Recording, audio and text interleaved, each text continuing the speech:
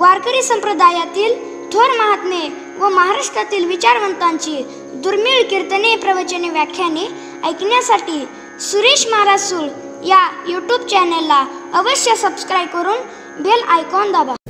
आपल्या जीवनामध्ये निर्माण होणाऱ्या इच्छा, आकांक्षा, वासना त्या तृप्त व्हाव्या ही प्रत्येक माणसाची समजूत आहे, अपेक्षा. परंतु सर्वाची पूर्ण होत नाही. पूर्ण होण्याच्या योग्य मार्गाला निघालेला असतो त्याला साधक म्हणतात. पूर्ण झालेले असते त्याला मुक्त म्हणतात. आणि जगाची पूर्ण करण्याची ज्याची ताकद त्याला संत म्हणतात. विठ्ठल विठ्ठल.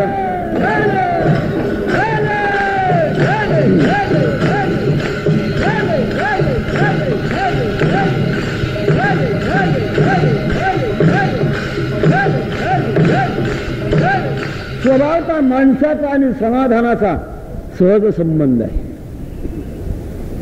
आपल्या जीवनामध्ये समाधान व्हावं. प्रत्येक जीवनामध्ये ही भावना आहे, इच्छा आहे, प्रयत्न आहे. परंतु प्राप्ती किती लोकांना आहे हा प्रश्न मात्र वेगळा आहे.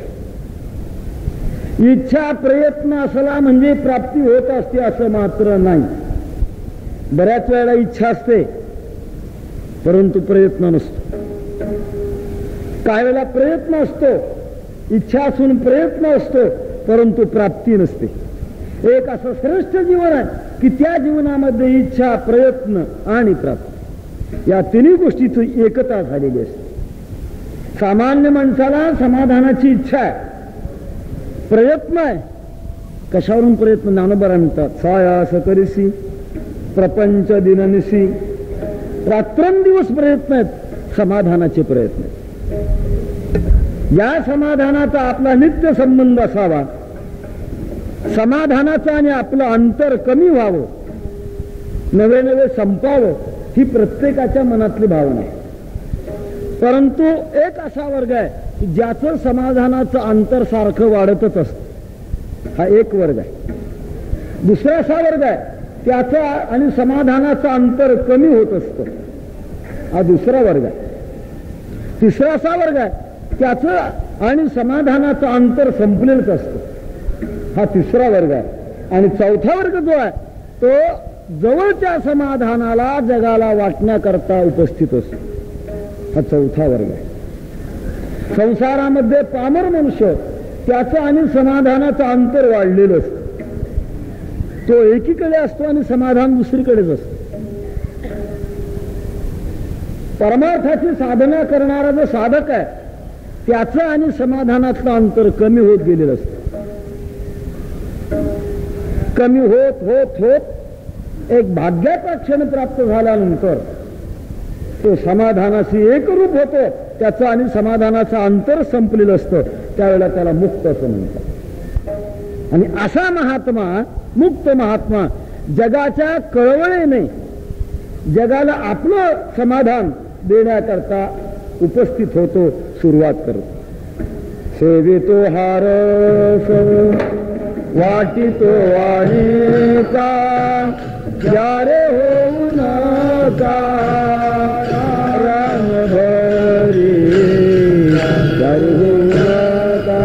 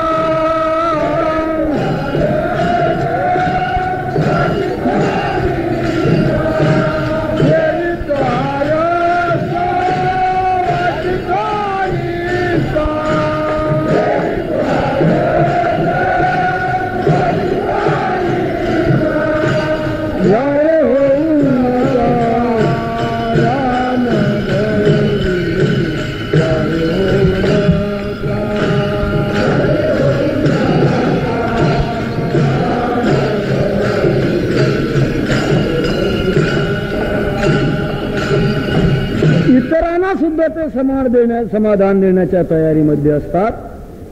या समाधानाची अत्यंत तीव्र गरज समाजाकरिता आहे. नवे समाधानाकरिता मनुष्य. माणसाचं सर्वस्वी जीवन जर कशा करता असेल तर समाधानाकरता. अनेक वस्तू मनुष्य जवळ करतो, वस्तू करता नसते. वस्तूचं साध्य समाधान आहे. घर म्हणा, नोकरी म्हणा, पैसा म्हणा, सत्ता म्हणा, आरोग्य म्हणा, जी काही संसारामध्ये अनेक प्रकारच्या बाबी आहेत, सगळ्या गोष्टीला मनुष्य जवळ जे करतो त्याचं महत्वाचं ध्येय आहे समाधान. प्रत्येक गोष्टी करता उत्तर आहे.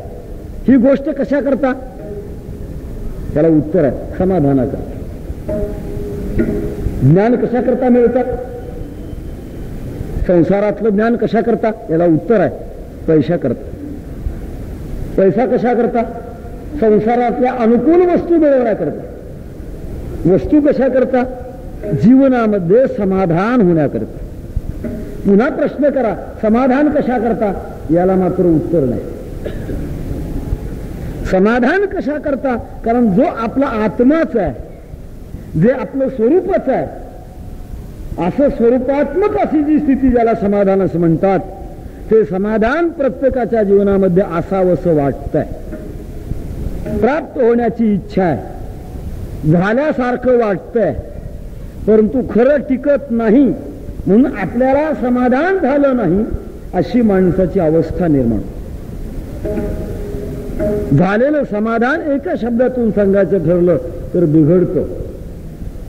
आणि बिघडलेलं समाधान मिळवण्याकरता माणसं अनेक प्रकारची प्रयत्न करतात.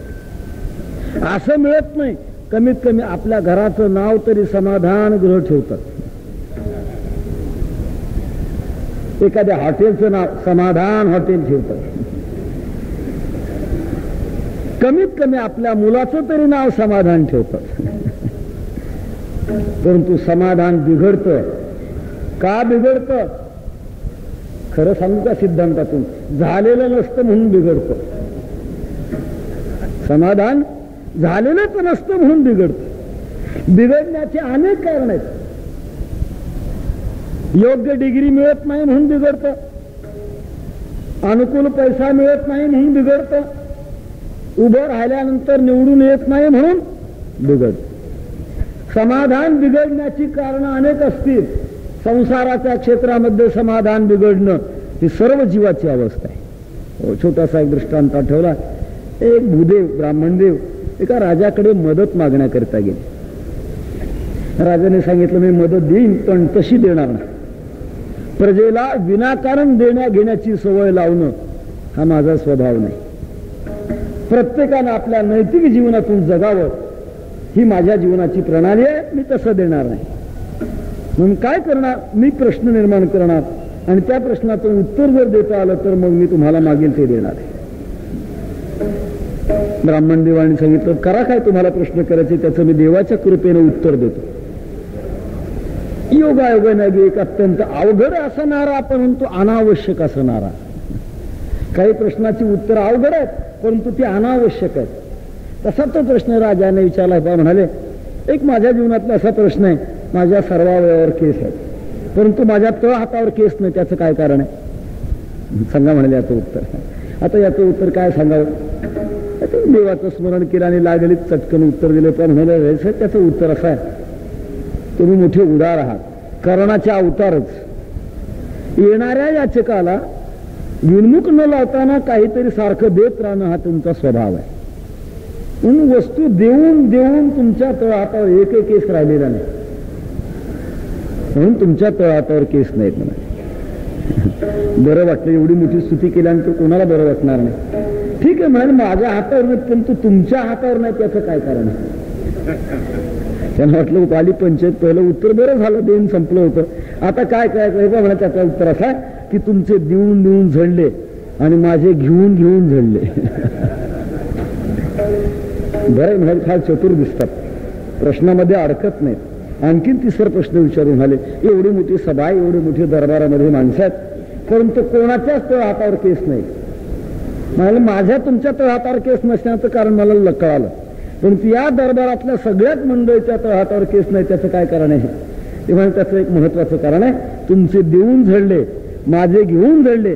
आपला देण्या घेण्याचा व्यवहार सगळ्या दरबारातल्या लोकांनी पाहिला. त्यांना इच्छा होती आपल्यालाही काही मिळावं, परंतु त्यांच्या हातापर्यंत काही पोहोचलं नाही म्हणून हात चोळत बसले.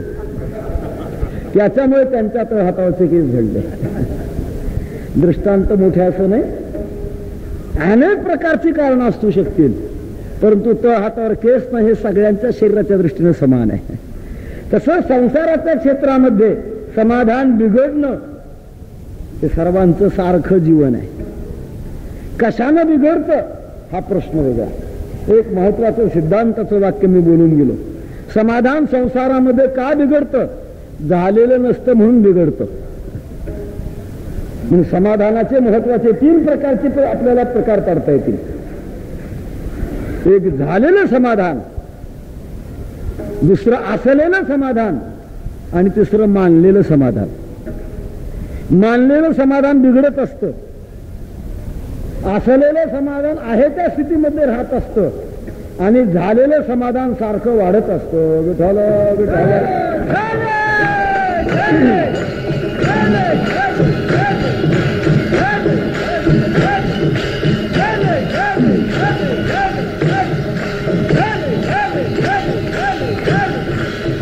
पूर्णत्वानं ज्यांना असं समाधान झालेलं आहे असे जगद्गुरु तुकाराम महाराज आपल्या जीवनामध्ये खूप आनंदी.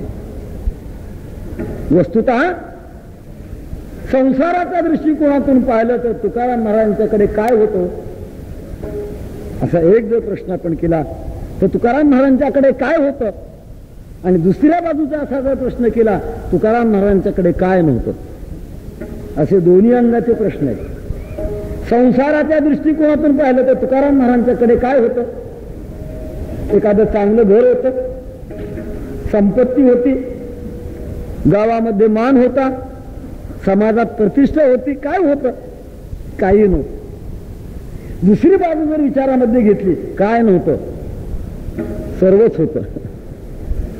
राजे छत्रपती शिवाजी महाराजांसारखे अनुकूल होते. सामान्य माणसाला सध्या मंत्र्यांची भेट घेण्याकरता कोणाला तरी मध्यस्थी करावी लागते. तुकाराम महाराजांच्याकडे शिवाजी महाराज आपण होऊन येत असत. तेवढा मोठा अधिकार होता. रिद्धी सिद्धी अंगणामध्ये लोळण घेत होत्या. स्वतः लक्ष्मीपती परमात्मा जवळ उपस्थित होता. काय नव्हतं? अर्थात सर्व समृद्ध अशा प्रकारचं जीवन, अशा सर्व समृद्ध जीवनाची हकीकत आम्ही असं काय झालो असा जर जगापुढे प्रश्न निर्माण झाला तर तुकोबाराय त्याचं उत्तर अभंगाच्या पहिल्या चरणात निर्माण. प्रसाद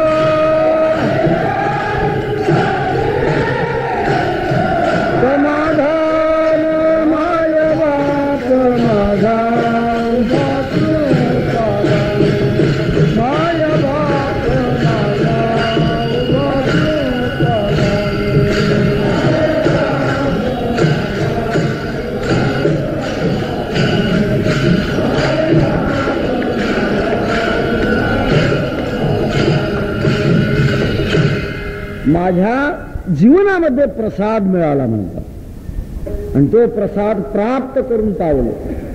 पावलो प्रसाद इच्छा केली तैसी.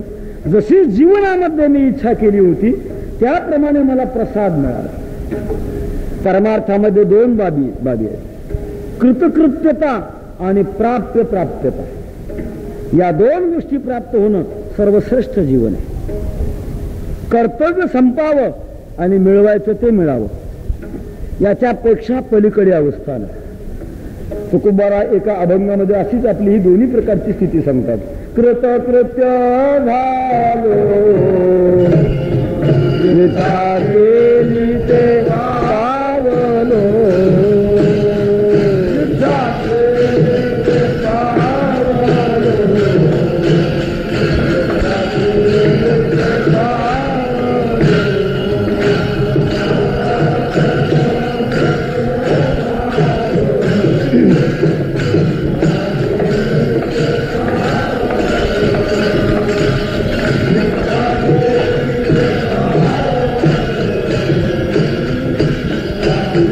केली ते पावलो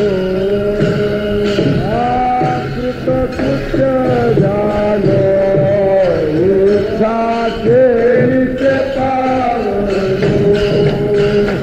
इच्छा केली ते पावलो इच्छा केली ते पावलो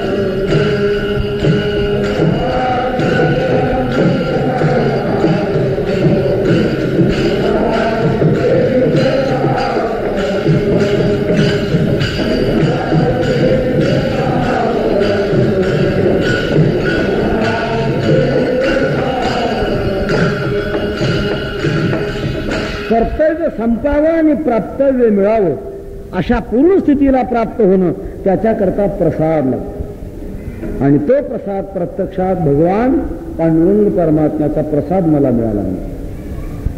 प्रसादाची भावना सांसारिक जीवनामध्ये आहे.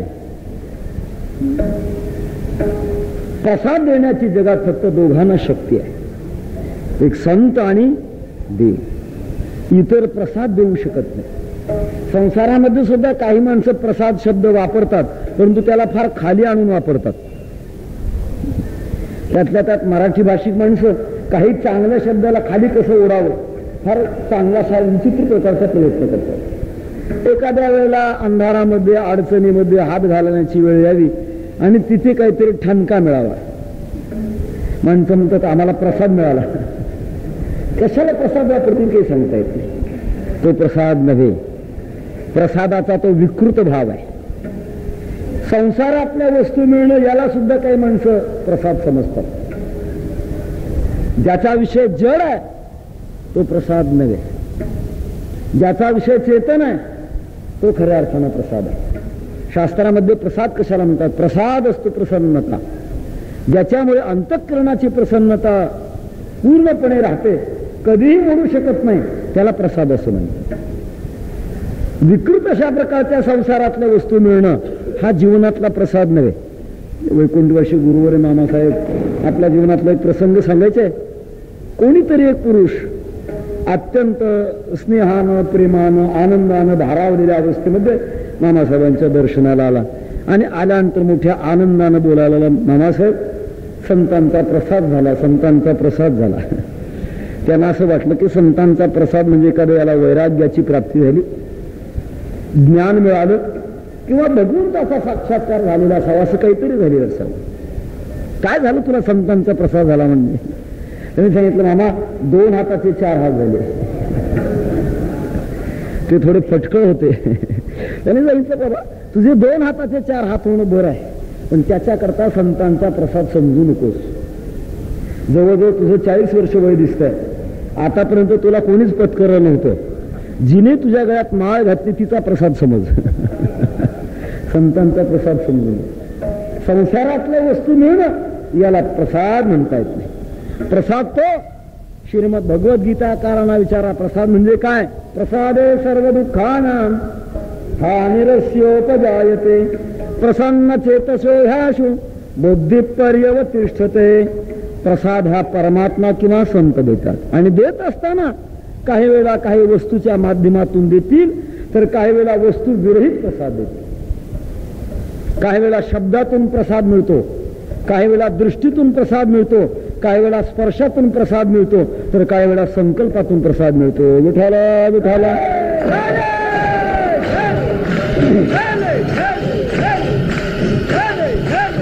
विठाला विठाला विठाला विठाला विठाला.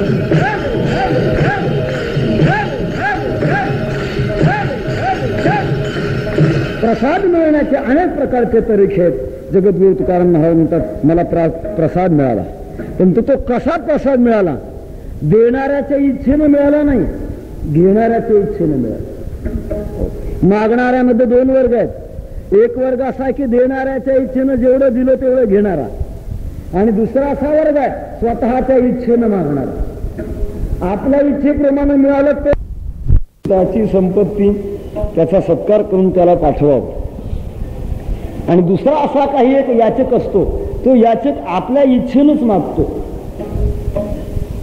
तो देणाऱ्याच्या इच्छेकडे पाहत नाही, आपली इच्छा करतो आणि ती प्रगट करून मला हेच पाहिजे असं मागतो.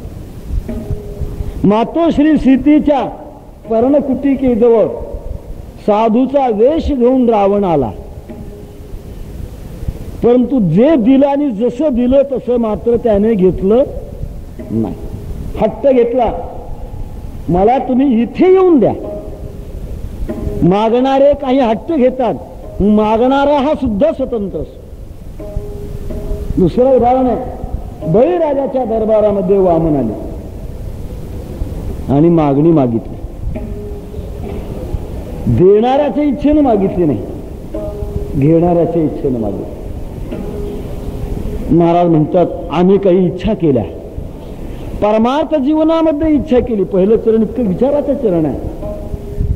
मला प्रसाद मिळाला आणि जशी इच्छा केली तसा मिळाला. हा महाराजांचा इच्छा केली हा शब्द जरी असला तरी तो इच्छेचा शब्द वेगळ्या स्वरूपाचं चिंतन सांगणार आहे. विठाला विठाला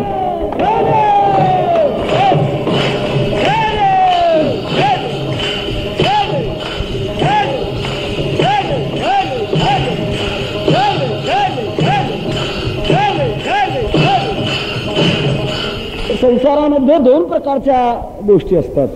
एक तर इच्छा असते आणि दुसरी आवड असते. या इच्छा आणि आवड याच्यामध्ये खूप अंतर असतं. शरीराकरता व्यवहाराकरता अत्यंत गरज जिची तिला इच्छा म्हणता येते, आणि गरज नसताना सुद्धा ती एक वृत्ती निर्माण होणं तिला आवड म्हणतात. दोन्ही प्रकारची वृत्ती संसारामध्ये असते. प्रत्येकाच्या जीवनामध्ये ही वृत्ती आहे. एकीकडे इच्छा असते अर्थात गरज असते, दुसरीकडे आवड अर्थात प्रेम असते. इच्छेकरता काही व्यवहार असतात तर काही आवडी करता व्यवहार असतात. परमार्थ हा दोन्ही प्रकारच्या अंगाचा आहे. परमार्थ करण्याकरता परमार्थ ही जीवनाची गरज आहे आणि परमार्थ ही जीवनाची आवडही आहे. जसं संसारामध्ये काही गोष्टी वेगळ्या वेगळ्या आहेत, काही इच्छेच्याच आहेत आणि काही आवडीच्याच आहेत. भूक लागल्यानंतर अन्न आपल्या जीवनातली आवड आहे का गरज आहे? गरज आहे, आवड आहे असं नाही. रोग झाल्यानंतर औषध आपल्या जीवनातली आवड आहे का गरज आहे? गरज आहे, आवड नाही. ज्याच्या विना आपण जगू शकत नाही ती आपली गरज असते, आणि ज्याच्या विना आपण जगू शकतो परंतु आपला आनंद ज्याच्या विना वाढत नाही त्याला आवड म्हणतात. भूक लागल्यानंतर जेवण करणं, भाकरी खाणं ही जीवनातली गरज आहे, परंतु जेवण झाल्यानंतर सुद्धा हात तंबाखूकडे जाणं गरज आहे का आवड आहे? ती आवड आहे. जेवढी जेवढी व्यसन आहे जीवनामध्ये ती आवडी करता का गरजे करता? ती सगळीच्या सगळी आवडी करतातच, एकही गरजे करता नाही. व्यसन ही जीवनातली गरजच नाही, ती आवड आहे. चुकीच्या मार्गाची तो प्रकार वेगळा आहे. प्रत्येक विषयामध्ये इच्छा आणि आवड या दोन्ही गोष्टी असतात. कपडा म्लान झाल्यानंतर, मळीन झाल्यानंतर साबण लावून धुणं ही त्याची गरज आहे, परंतु धुतल्यानंतर त्याच्यामध्ये नीळ टाकणं ही आवड आहे. सगळीच माणसं नीळ टाकतात का? आणि नीळ टाकण्यामध्ये सुद्धा प्रत्येकाचे संप्रदाय वेगळे वेगळे आहेत. कुणी किती टाकायचे, कुणी किती टाकायचे, ज्याचा त्याचा संप्रदाय वेगळा वेगळा आहे. तेव्हा इच्छा आणि आवड या जीवनातल्या दोन प्रकारच्या वस्तू वेगळ्या वेगळ्या आहेत. जगद्गुरु तुकाराम महाराज म्हणतात, आम्ही इच्छा केली. अर्थात हा शब्द प्रयोग जरी असला तरी तुकाराम महाराजांची एक प्रकारची आवड आहे. हे अत्यंत बारकाव्याचं चिंतन आहे. हे समर्पक दृष्टिकोनातून आपल्या पुढे आणण्याकरता आपल्याला पुढे भावार्थानंतर याचं काही चिंतन करावं लागणार आहे. तेव्हा याचा काहीसा मागमूस आपल्या हाती येणार आहे. सांगण्याचा युक्त तसा की महाराज म्हणतात मी माझ्या जीवनामध्ये इच्छा केली आणि जशी इच्छा केली तसं मिळालं. इच्छा करून मिळणं हे क्षेत्र परमार्थात आहे. इच्छा करून मिळणं किंवा न मिळणं हे क्षेत्र संसारामध्ये. संसारामध्ये इच्छेला प्राधान्य नाही, संसारामध्ये प्रारब्धाला प्राधान्य आहे. विठ्ठल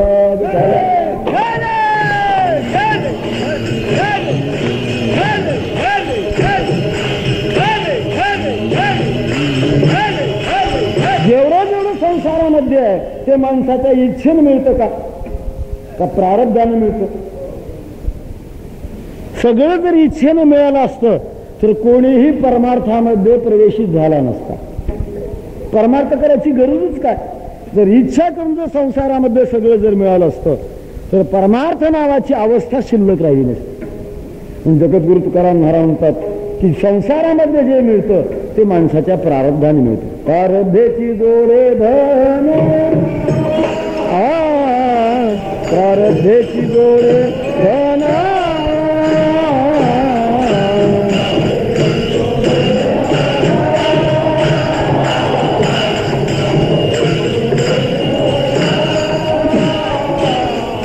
प्रारब्धेची जोडे धन, प्रारब्धेची जोडे धन.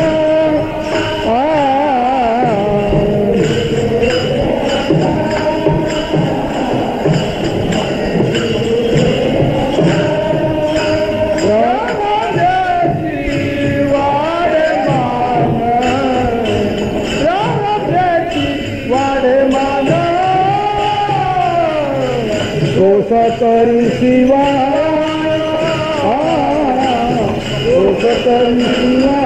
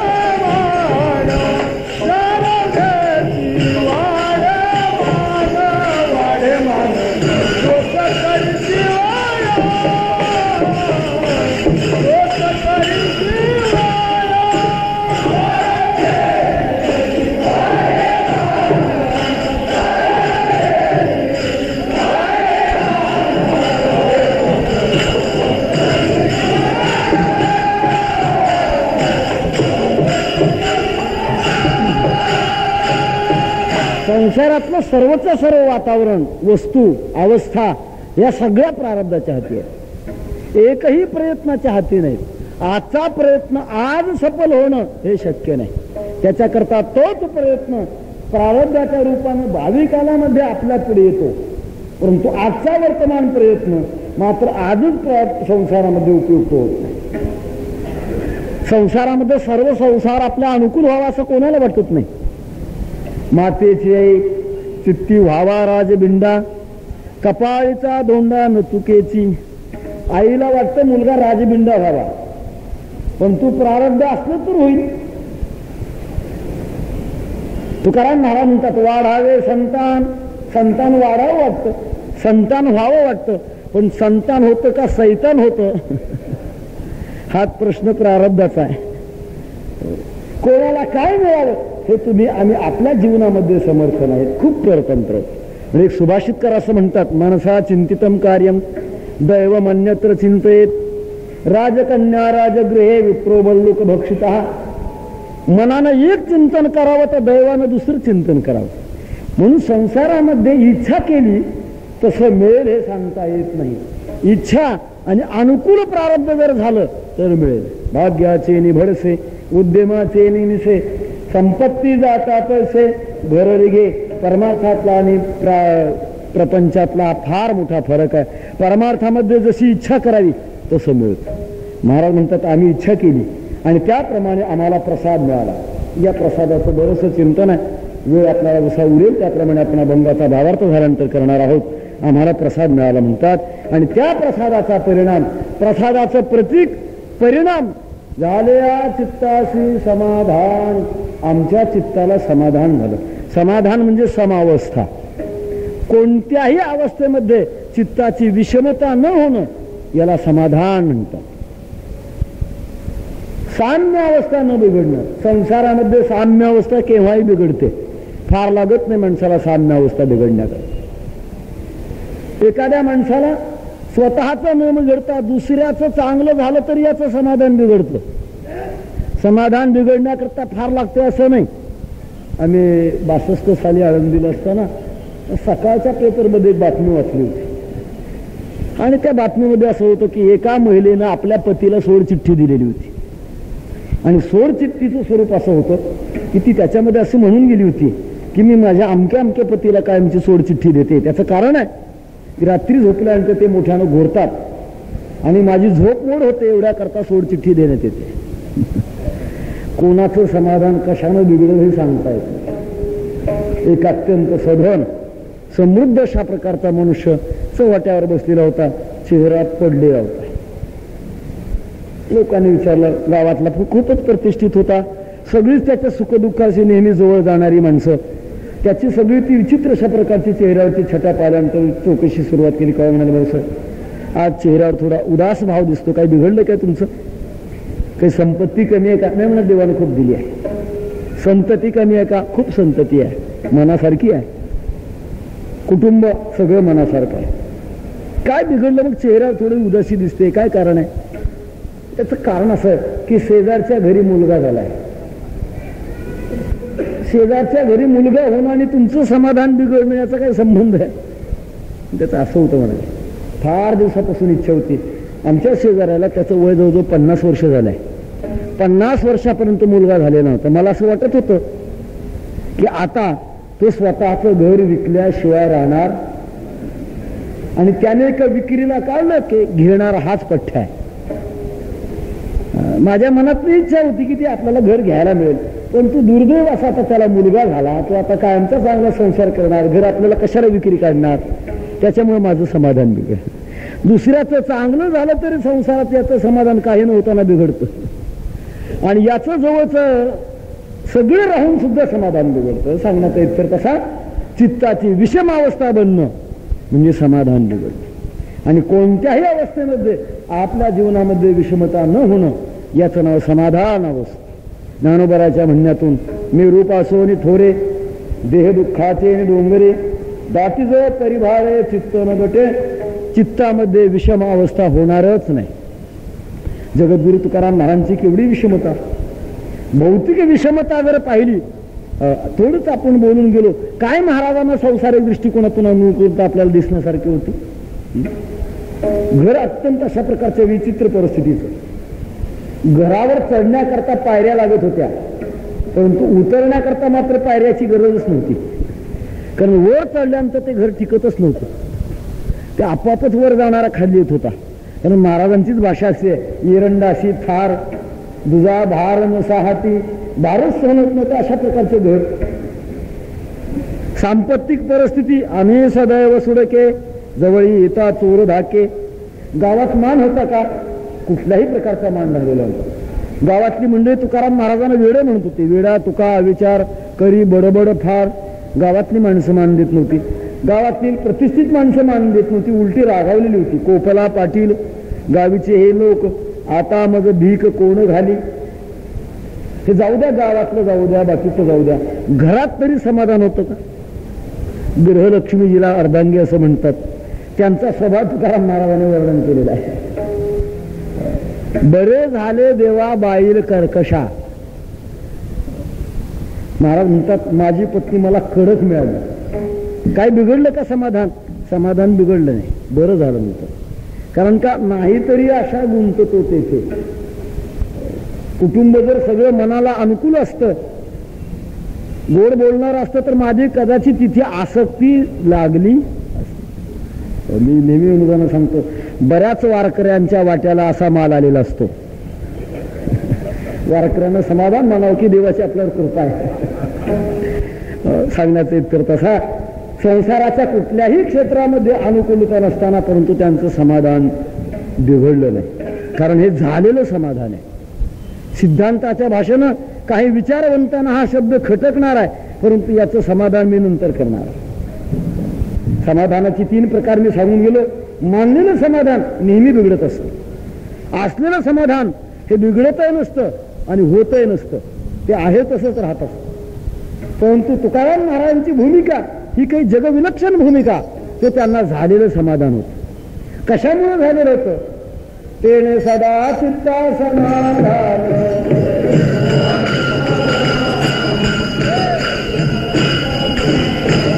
सदा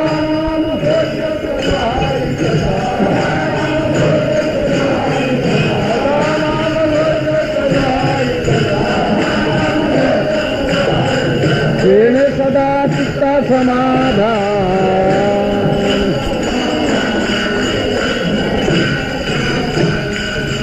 भगवत भक्तीचा परिणाम आणि त्यामुळे मनाला समाधान झालेलं होतं. प्रसाद मिळाला, समाधान झालं. ज्याद्वारा प्रसाद मिळाला, प्रसाद देणारा कोण आहे? काही वेळा प्रसाद मिळतो परंतु देणारा दिसत नाही, असाही प्रसाद मिळतो.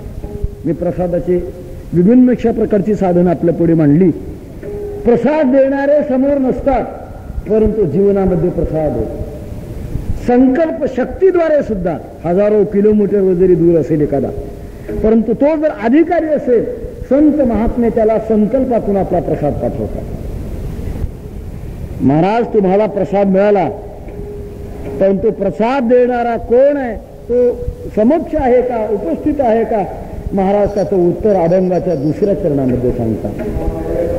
माझा उभा कृपादानी माय बाप माझा उभा कृपादानी माय बाप माझा उभा कृपादानी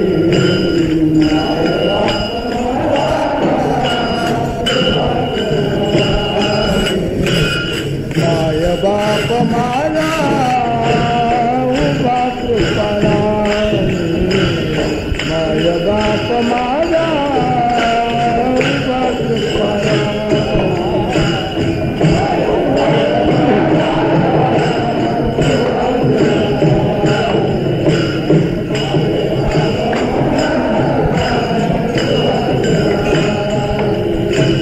विषय समजून पादांबुजे, विषय समजून पादांबुजे माय बाप माझा उभा कृपादानी माय बाप माझा उभा कृपादानी.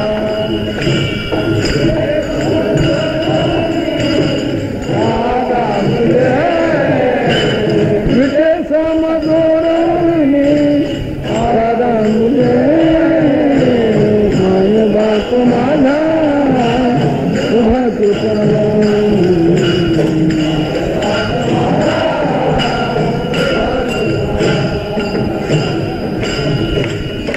प्रसाद देणारा प्रत्यक्षात आहे आणि तो सामान्य नव्हे, त्याचा संबंध आहे, मायबापाचा संबंध आहे. कृपादान देणारा आहे, उभा आहे. प्रत्येक शब्दाला स्वतंत्र अशा प्रकारचं महत्व आहे. भगवान पंढरीश माझा मायबाप म्हणजे जगाचा सुद्धा मायबाप आहे, परंतु जो जगाला वाटत नाही तो मला वाटलेला आहे. जगाचा तो मायबाप आहे. जीवाच्या जीवनाकरता अनेक प्रकारची नाती आवश्यक आहेत, परंतु सर्व नात्यापेक्षा एक महत्वाचं असं नातं आहे की ज्याच्याशिवाय जीवाचा जन्म सिद्ध होत नाही, असं नातं. जीवनामध्ये काही ना काही नाती असतात नसतात. कोणाला मामा असेल नसेल, काका असेल नसेल, चुलता असेल नसेल, मावशी असेल नसेल, या गोष्टी असतील नसतील, कोणाला सासरा असेल नसेल, काही ब्रह्मचारी मंडळी की त्यांना सासरा असेल नसेल. परंतु एक असा प्रकार आहे की कोणीही जन्माला आला तो माय बापाशिवाय नाही. हे असं अत्यंत अत्यावश्यक अशा प्रकारचं नाही. संसारामध्ये माय बापाची इतकी आवश्यकता का? आवश्यकता दोघांची आवश्यकता. जन्म हा आणि जीवाचं जीवन संसाराच्या दृष्टिकोनातून आई आणि बापाशिवाय निर्माण होऊ शकत नाही. आईची काय गरज आहे? जीवनामध्ये स्नेह देणं आणि वाढवणं हे आईचं कर्तव्य. आणि बाप कशा करता? जीवनामध्ये ज्ञान आणि वैभव देण्याकरता बाप. दोघांची गरज आहे. प्रेम आणि जन्म आईपासून आणि ज्ञान आणि वैभव बापापासून. आई आपल्या जीवनामध्ये जन्म देते आणि प्रेम देते. केवढा मोठा त्याग. जिचे पिढे बाळ प्राण तियेचा विकळ, ऐसा मातेचा स्वभाव सूत्र दोरी एक जीव. खूप अशा प्रकारचं प्रेम. तेव्हा प्रेमाचा करिता आणि जन्म प्राप्त होण्याकरता आईची गरज आहे. ज्ञान आणि वैभव देण्याकरता बापाची गरज आहे. परंतु दोन्ही नाती एकच आहेत. संसारामध्ये जी माय असते ती मायच राहते, बाप असू शकत नाही. आणि जो बाप आहे तो बापच राहतो, तो माय होऊ शकत नाही. अंशतः थोडस पुराणाकडे जर पाहिलं तर एक माय अशी ती माय येईन बापही आहे, आणि एक बाप असा आहे तो बाप येईन माय आहे. असं थोडं अपवादात्मक उदाहरण आपल्याला पाहायला मिळतं जे अलौकिक आहे. भगवान श्री गणेशांची आई आणि बाप दोन्ही एकच असत म्हणायला हरकत नाही. आणि भगवान ब्रह्मदेवाचा बाप आणि आई एकच म्हणायला हरकत नाही. परंतु जगाच्या सृष्टीच्या दृष्टिकोनातून जी माय असते ती मायच असते आणि जो बाप असतो तो बापच असतो. परमार्थाच्या नात्यातून महाराज म्हणतात आम्हाला भक्तीमध्ये माय आणि बाप दोन्ही एकच आहे. नव्हे नव्हे सगळीच्या सगळी नाती एकाच ठिकाणी आहे. विठ्ठल बाप माया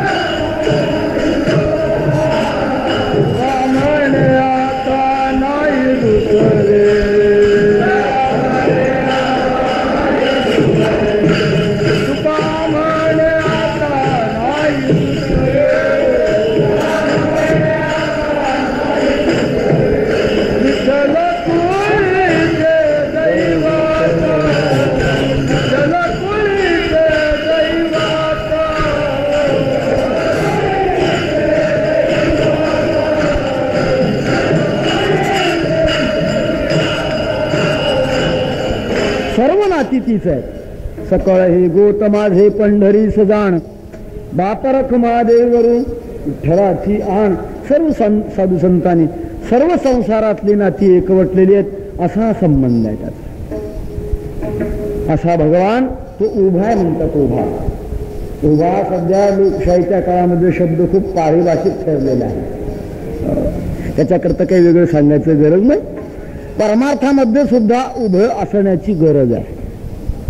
इथे देवही उभा आणि भक्ताने सुद्धा उभं राहावं लागतं. भक्ताने कुठे उभं राहावं लागतं? हरिपाठामध्ये पहिल्या अभंगाचं पहिलं चरण आहे.